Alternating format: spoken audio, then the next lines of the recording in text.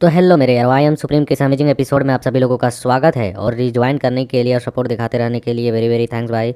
तो I am supreme के इस एपिसोड के शुरुआत में हम देखते हैं कि जोरदार थंडर गरज रही होती है उस गोल्डन मूर्ति के अंदर, जब लियन अपना सोल को भेजा होता है वहाँ पर।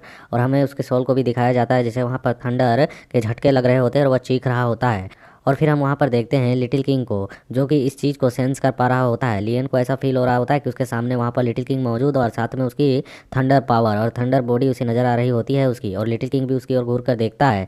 और फिर हम देखते हैं अचानक से लियन जगता है डर के, और वहाँ पर इसके चक्कर में, अचानक उठने के चक्कर में ओल्ड युवान को भी एक जोरदार झटका लगा होता है और वह मूर्ति को वहीं पर साइड में फेंक देता है। और उसके बाद हम देखते हैं यहाँ पे ओल्ड युवान उठकर कह रहा होता है कि ओए, आखिरकार तुम कर क्या रहे हो? तुम तो पहले अचानक से बेहोश हो गए और फिर अचानक से इतनी तेजी से जगे हो। आखिरकार तुम्हारे साथ हो क्या रहा है? और लियन यहाँ पर अपने माथे को संभालते हुए कह रहा होता है, मुझे अभी अभी एक मिस्टीरियस टेक्निक प्राप्त हुई है। इसका कोई नाम तो नहीं है, लेकिन यह एक मूवमेंट टेक्निक है जिसका उपयोग टेलीपोर्टेशन के तौर पे उपयोग किया जा सकता है। लेकिन इसका उपयोग करने के लिए थंडर पावर की रिक्वायरमेंट्स होगी। यदि मैं इसे एक चरम सीमा तक, इसके पीक तक सीख लेता हूँ तो मैं इससे काफ़ी कुछ हासिल कर सकता हूँ और मैं यहाँ पर अपने बॉडी को प्योर थंडर में रिफाइन भी कर सकता हूँ, बिल्कुल लिटिल किंग की तरह। मुझे इस चीज़ों से इतना पता चला है। ओल्ड ईवान कहता है, क्या लिटिल किंग, लाइटनिंग बॉडी, तुम आखिरकार कह क्या रहे हो? लियन उठते हुए कह रहा होता है, इसे भूल जाओ, इससे कोई भी प्रभाव नहीं पड़ता है कि तुम इसके बारे में जानो या ना जानो।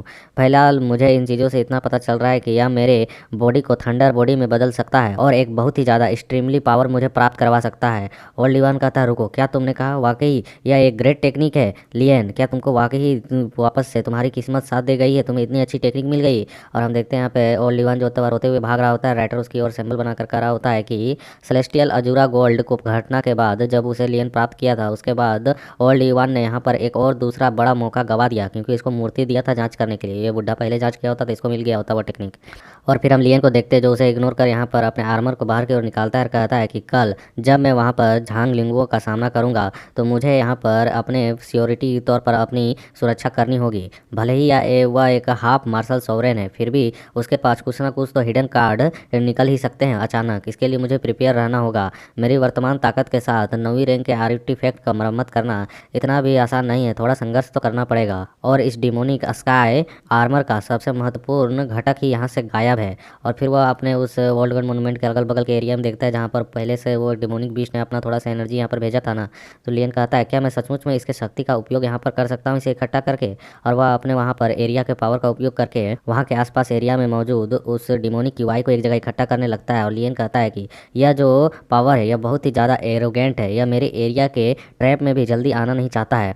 और फिर उसे वहाँ पर इकट्ठा करने के लिए और भी सप्रेस करने के लिए लियन वहाँ पर अपने गैंगविंड बाइंडिंग टेक्निक का उपयोग करता है और उसे वहाँ पर सप्रेस करने लगता है। और हम देखते हैं गैंगविंड जो कि हाथ में बदल चुकी होती है और वहाँ के डिमोनिक क्यूआई को सप्रेस कर रही होती है, गोल गोल घेरे में बना रही होती है। और वहाँ पर लियन उसे रिफाइन करना चालू कर चुका होता है गैंगविंड की मदद से, और वह उसे वहाँ पर सप्रेस करके गैंगविंड की मदद से उसके अंदर अपने उस बेटल आर्मर को भेज देता है रिफाइन होने के लिए। और कहता है कि डिमोनिक क्यूआई के साथ इस डिमोनिक कवच को रिफाइन करना यह मेरी पहली ट्राई है, लेकिन शायद मैं इसमें सक्सेस हो सकता हूँ। और हम देखते हैं वहाँ पर वो डिमोनिक आर्मर के अंदर वो सारी डिमोनिक क्यूआई एनर्जी वहाँ अंदर सोख रही होती है, खींची जा रही होती है। और लियन वहाँ पर उसे पूरी अच्छी तरीके से रिफाइन करने के लिए अपनी ओर से कुछ गोल्डन लाइंस को भी भेजता है और कहता है कि 6 डिजाइन डिवाइन सील रिफाइनमेंट। और हम देखते हैं यह प्रोसेस थोड़ी देर तक चलती है और लियन अपने मन में कहता है कि इस डिमोनिक कवच के अविश्वसनीय रूप से मजबूती है और इसकी मरम्मत करने की क्षमता अभी मुझ में उतनी नहीं है, लेकिन फिर भी इस डिमोनिक क्यूआई की मदद से इसका यहाँ पर पुनर्जन्म हो सकता है। जब तक इस आर्मर के अंदर डिमोनिक क्यूआई मौजूद होगी या तब तक खुद को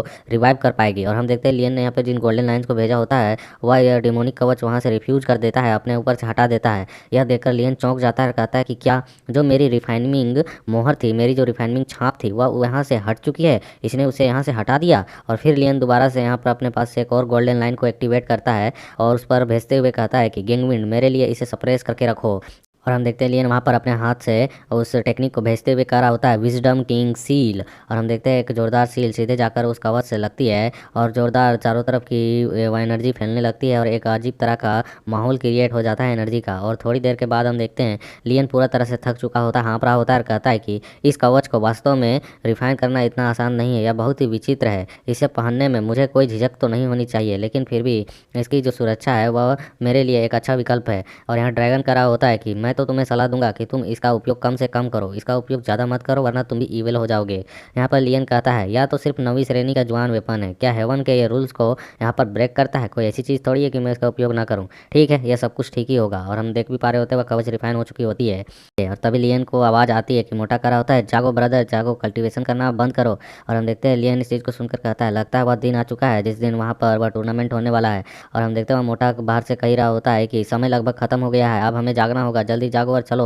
और हम देखते हैं लियन जागते हुए कहता है कि चिल्लाना बंद करो और मैं जाग रहा हूँ। और फिर हम देखते हैं लियन वहाँ से पत्थर से उठते हुए अपने मन में कह रहा होता है कि मुझे आश्चर्य है कि उस छोटी लड़की मेई ने, वो पिंक बाल वाली लड़की, उसने आखिरकार उस टूर्नामेंट में अपनी तैयारी कर ली होगी या नहीं, और उस तक वहाँ तक अभी तक टॉप 10 में पहुँची होगी या नहीं। अब मुझे इन चीज़ों का वैसे तो नहीं सोचना चाहिए क्योंकि यहाँ पर सारा खेल ही अब बदलने वाला है और बड़ी बड़ी चीज़ कांड होने वाले हैं, तो इन छोटे चीज़ों के बारे में कौन ही सोचता है। अब मुझे जल्द से जल्द बिग डीपर सेक्ट की ओर जाना चाहिए। और फिर हमारा सीधे सीन बिग डीपर सेक्ट के उस टूर्नामेंट एरिया को दिखाया जाता है जो कि चारों ओर के झरने के बीच में हो रहा होता है। और वहाँ के सीन को देखकर मोटा कहता है कि वाह वाह वाह, यह कितना ज़्यादा फिजूल खर्ची है। यहाँ पर देखो तो इन्होंने इस एरिया को बनाने के लिए एक 6 टियर के योगवांग मीटियोरोट का उपयोग किया है। सचमुच में अगर यहाँ पर यह बहुत ही ज़्यादा आश्चर्यजनक और ईर्ष्यालु भरा लग रहा है, जेलेसी प्राप्त कर रहा है, पैदा कर रहा है, क्योंकि इन चीज़ों का कोई भी जल्दी उपयोग नहीं करता है।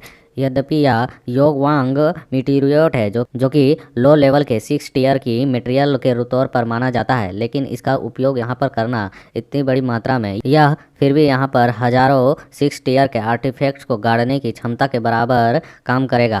अभी प्रेजेंट में जो 7 प्रमुख ताकतें हैं उनका भी इस तरीके के मटेरियल का उपयोग करके एक टूर्नामेंट करवाना उनके लिए भी काफ़ी मुश्किल होगा। फिर लियन कहता है कि सौभाग्य से यहाँ पर योगवांग मीटियोरोट जो कि 6 रैंक का है वह यहाँ पर इसलिए इसका उपयोग कर पा रहे हैं क्योंकि यहाँ पर जितने भी छोटे मोटे सेक्ट हैं वह इनको खरीदने की ताकत नहीं रखते हैं, और जितने ग्रेट प्रमुख शक्तियाँ हैं वह इन चीज़ों के बारे में परवाह नहीं करते हैं, उनके लिए यह लोही हो जाता है। यही एकमात्र कारण है कि वह यहाँ पर इस मीटियोरोट का इतनी बड़ी मात्रा में उपयोग कर पा रहे हैं और वह अभी तक सुरक्षित तौर पर बचा हुआ है, उन पर कोई कब्जा नहीं किया है। मोटा पिगी करा होता है कि लिटिल ब्रदर सचमुच में जो तुम्हारी नज़र है वह बहुत ही अच्छी है। फिर लियन को देखते हैं जो अपने यहाँ पर अपने डिवाइन सेंसेस का उपयोग करता है यानी कि यूनिवर्सल डिटेक्शन का, और वह कह रहा होता है मैं यहाँ पर सोवेई को नहीं प्राप्त कर पा रहा हूँ, नहीं खोज पा रहा हूँ। वह बाघ जैसा कपड़ा पहनते हुए रहता था वो, और वह पहले ही लगता है कि इस पहाड़ को छोड़कर निकल चुका है क्योंकि वह कहीं और जाकर सुरक्षित तौर पर रहना चाहता था। और लियन कहता है यहाँ पर जो ईवेल पाथ पर चलने वाले कल्टिवेटर है वो भी नहीं नजर आ रहे हैं, यहाँ केवल मुट्ठी भर मार्शल एम्परर हैं और उनमें से कोई भी ज़्यादा परेशानी तो पैदा यहाँ पर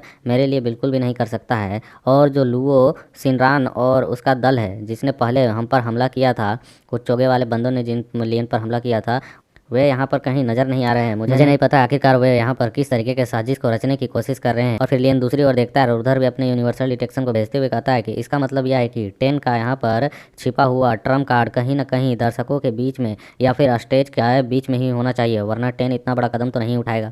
और फिर हम देखते हैं वहाँ पर 2 एल्डर 2 बंदों का स्वागत कर रहे होते हैं और 2 बंदे आ रहे होते हैं उसी तरह चोगे पहनकर, और वे चोगे वाले बंदे इधर उधर देख रहे होते हैं और उनमें से एक बंदे का नज़र सीधे लियन से मिलती है क्योंकि वह यहाँ पर फील कर चुका होता है कि लियन यहाँ पर डिवाइन सेंसेस का उपयोग कर रहा है। और वह चोगा वाला कह रहा होता है कि नीचे कोई एक्सपर्ट्स मौजूद है, कोई अपनी यहाँ पर डिवाइन सेंसेस का उपयोग कर हमें परखने की कोशिश कर रहा है। तो पीछे वाला बंदा बता रहा होता है कि माय लॉर्ड मेरी बातों को सुने, और वह यहाँ पर कुछ कुछ बता देता है। तो यह सुनकर कहता है कि अच्छा तो यह वही बच्चा है, क्या उसके पास कोई यहाँ पर जुआन आर्टिफैक्ट है जो यहाँ पर डिवाइन सेंसेस को ब्लॉक करती है?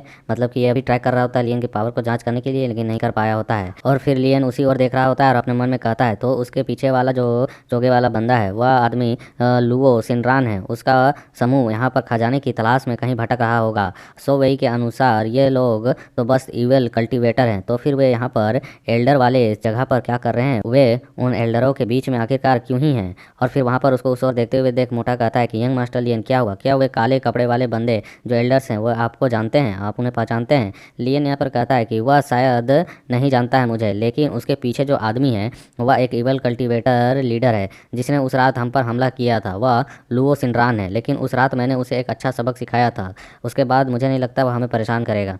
तो मोटा कहता है तो यह वही लोग हैं जो हम पर आखिरकार बिग डीपर सेक्ट के अंदर हमला किए थे। अगर ये कमीनों ने इन गुंडे की तरह और क्रूवल तरीके की तरह हरकतें ना किए होते तो हमारा पर्दाफाश नहीं होता। फिर यहाँ पर वो लड़की कहती है, लेकिन फिर भी अगर हम यहाँ पर अपने पावर्स को नहीं दिखाते हैं तो आज हमें खजाने का नक्शा भी नहीं मिलता और उसके रहस्य के बारे में भी हमें पता नहीं चलता, और वो से हम सिर्फ अपने पास धरे के धरे रह जाते हैं, कुछ कर भी नहीं पाते। फिर हमें दिखाया जाता है उसी स्टेज की ओर काफ़ी सारे एल्डर्स भी आ रहे होते हैं और वहाँ पर जमा हो रहे होते हैं। तभी यहाँ पर लियन को उस लंबे और उस बूढ़े आदमी पर नजर जाती है और उन्हें देख लियन कहता है, रुको, क्या वह वही आदमी नहीं है जिसे मैंने गेट पर देखा था? और वह बूढ़ा आदमी वहाँ पर तो अपंग पड़ा हुआ था कुर्सी पर, तो फिर यहाँ पर वह वापस से चल कैसे पा रहा है? लगता है यहाँ पर इसने सिमुलेशन टेक्निक का उपयोग किया है, या जरूर ही टेन का किया धरा होगा। टेन के पास इतने सारे रिफाइनमेंट टेक्निक है, संभवतः उन्हें उसने यहाँ पर बिग डिपर सेट से सीखा होगा।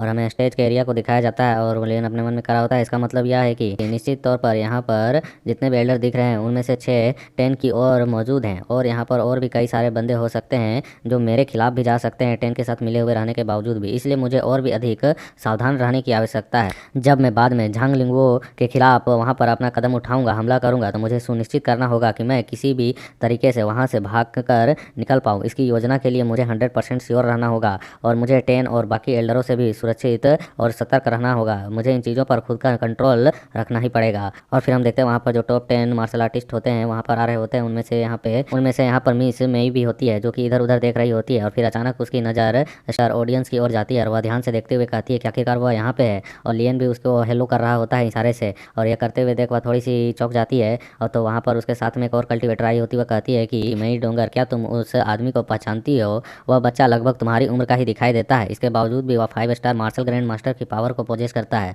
वह कोई कम आंकने वाला बंदा नहीं है। यह सुन मई कह रही होती है, हाँ हाँ, वह वही है जिसने मुझे उस दिन पीछे वाले पहाड़ी से बचाया था। तो वह कहती है कि अच्छा, तो यह वह है, तो क्या तुम इसके ओरिजिन के बारे में कुछ भी जानती हो? तो यह सुन यहाँ पर मई थोड़ी सी उदास होकर मुंडी हिलाते हुए कहती है, नहीं, मुझे उनके बारे में ज़्यादा कुछ नहीं मालूम है, लेकिन मैं इतना जानती हूँ कि वे एक ऐसे व्यक्ति है जिनके पारे जाना बिल्कुल भी संभव नहीं है। और लियन सामने की ओर शांति से देख रहा होता है। तो यह सुन वह कल्टिवेटर कहती है कि अच्छा, तो तुम्हारा कहने का मतलब यह अनफेथमेबल है, अथाय है, जिसे कोई आसानी से नाप ना सकता हो, उसके बारे में जान ना सकता हो, उससे परे ना निकल सकता हो। और हम देखते हैं वहाँ पर बहुत सारे कल्टिवेटर धीरे धीरे करके जमा हो चुके होते हैं कंपटीशन के लिए, और लियन भी उन्हीं की ओर देखने लगता है। और हमें दिखाया जाता है इस सेक्ट के लीडर को, जो वहाँ पर शांति से चलते हुए आ रहा होता है, और वह अपने मन में कह रहा होता है कि तो आज वही मुख्य दिन है, आज कार्यक्रम यहाँ पर शुरू होगा। और इसके इसी सीन के साथ यहाँ पर यह चैप्टर कंप्लीट होता है। So like, share, comment and support.